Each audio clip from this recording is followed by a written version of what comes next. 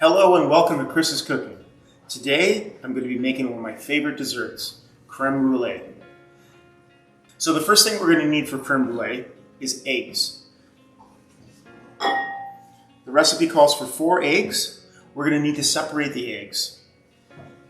So get a couple of bowls, one for the egg yolks,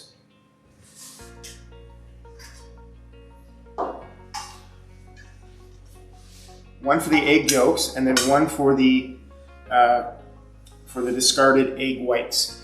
You can always save the egg whites if you need to go on a diet the next day and maybe have an egg white omelet, or you can always use them in a meringue or something if you're making that. Other than that, then you probably just have to discard them. So what we're going to do is get our bowl set up. Put the egg whites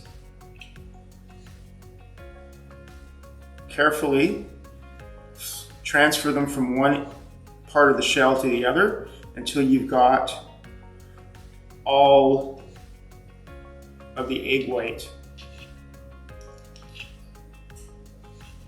removed. You might need to use your fingers here. All right.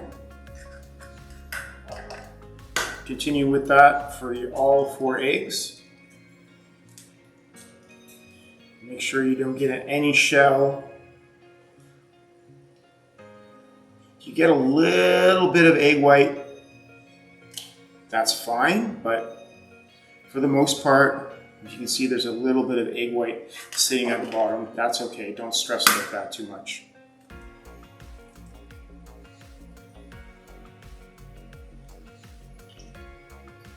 All right.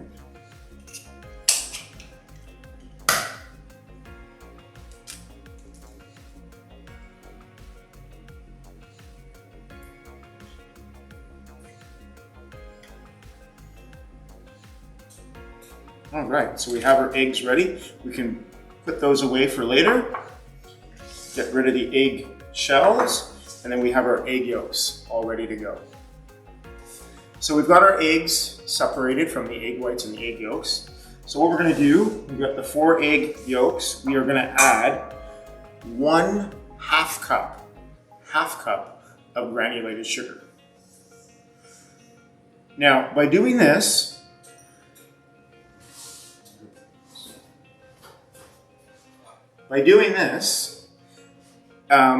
by adding the sugar and the egg yolks together, what that's going to do, we're going to whisk this together and lightly cream the eggs. And what that's going to do is increase the temperature at which the eggs will cook.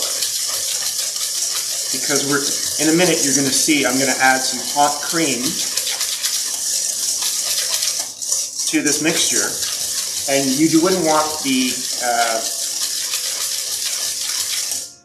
that hot cream to cook the eggs before it had a chance to set in the oven. All right, so I'm just going to whip it for a couple more seconds here, just until it starts to change color slightly and starts to get a little bit lighter.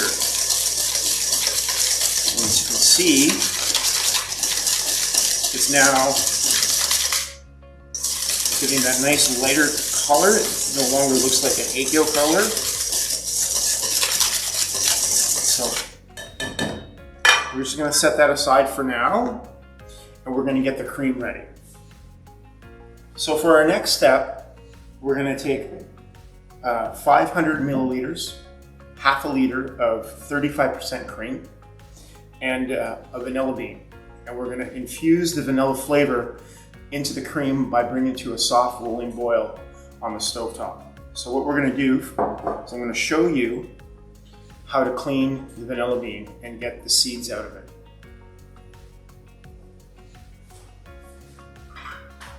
With a sharp knife, we're going to make an incision and we're going to splice the vanilla bean down the length.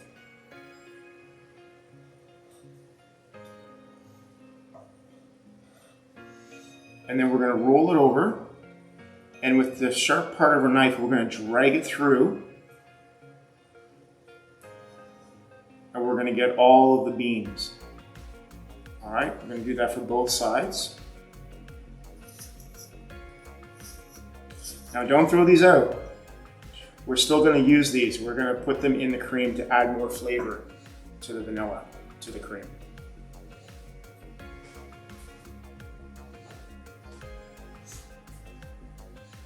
So we're going to get our pot. We're going to add our cream.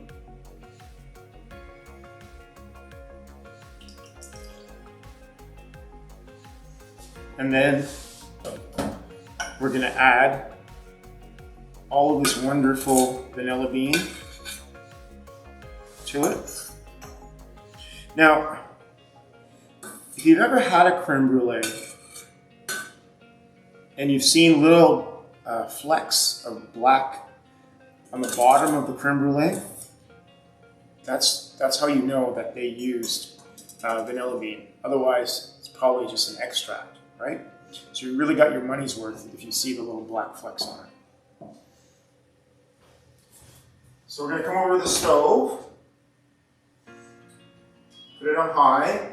Now don't walk away, right? Don't walk away from that cream.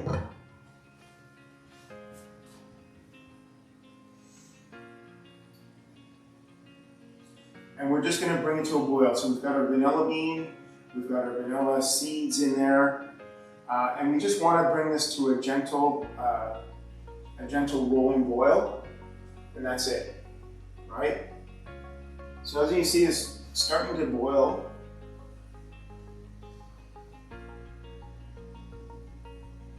Of course, you know, a watch pot never boils, but if it does, then it's okay. But if you walk away from cream, it just boils right over.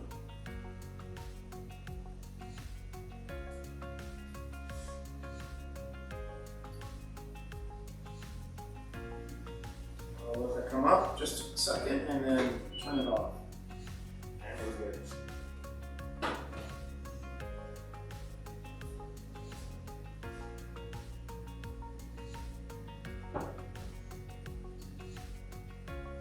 So what we're going to do now is we're going to temper the eggs. I'm going to set myself up so my cutting board doesn't hit my in my mixing bowl, so that with a wet towel, I'm just going to set it on there. Just give the eggs a little stir because they've sort of settled a little bit. And then coming in with our hot cream, we're just going to add a small amount just to temper the eggs, just to start to get them loosen up. All right, you don't want to add all of this cream, hot liquid, all at once. You don't want to start cooking the eggs. You don't want scrambled eggs. All right, so gently continue to add the cream until all of it is incorporated. Obviously, we're not going to keep the vanilla pods, but any of that delicious black seeds, we're going to try to get as much of that as we can out. All right, so maybe we have to come in with a spoon.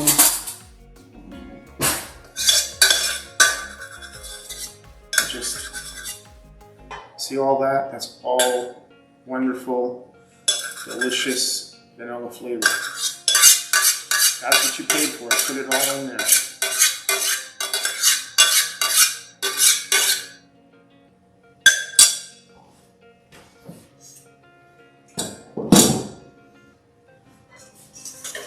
Now this, it just has to be incorporated.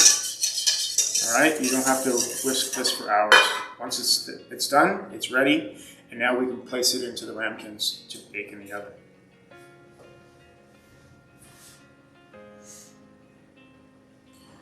So now we're going to bake this. We have some ramekins in a baking pan. All right. Now try to get a baking pan. Don't use a cookie sheet. Something that's high enough that the ramekins can sit in, because we're going to actually fill it with about 1 inch of water while we bake. Okay. Now, I'm just going to transfer this liquid into something else.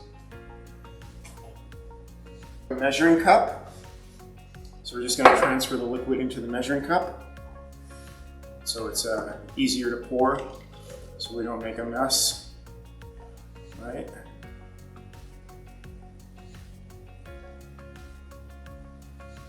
And remember, try to get all those black seeds in there.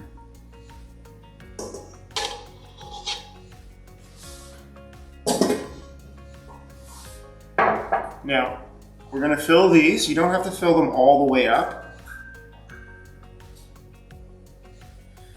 All right. Now, this recipe is going to yield you, depending on the ramekin size, anywhere from 6 to 8 portions. All right, you can see I only have 5 in here. If you want a little smaller, I could probably fit one more, but I only have 5 of these matching ones, so that's what we're going to use today. I'll bake one separately later on. Now, what we're going to do is we're going to let our hot water run a little bit.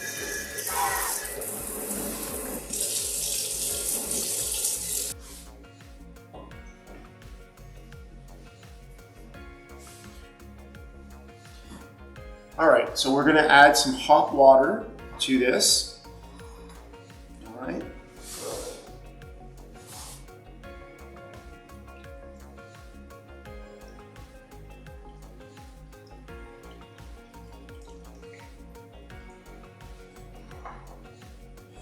And then what we're going to do is we're going to wrap this in tin foil and poke some holes to vent some of the steam, and then we're going to bake it in an oven at 350 degrees for approximately 25 to 30 minutes. Of course, cooking time will depend on the size of the ramekins, as there are various sizes. You could probably fit this recipe into like 3 or 4 ramekins if they were larger, or like 12 to 15 if they were the smaller variety.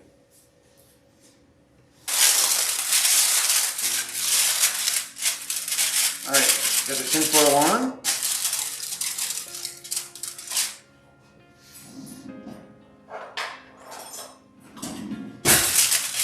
Just going to poke a couple of holes to vent it. And then into an oven, 350 degrees. Just be careful when you're moving this, right? You don't want to spill any of that water into the actual creme brulees or they won't set.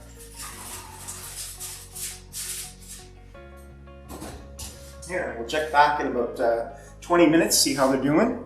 But they might need a little bit longer than that. All right?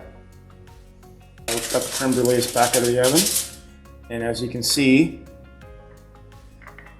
you wiggle them. They're moving evenly. All right? So what we do now is we're just gonna take them out of the hot water, let them cool for a couple of hours, and then I'll show you the next step, how we serve them. All right, our creme brulee is finished. It's been chilled for about 2 hours.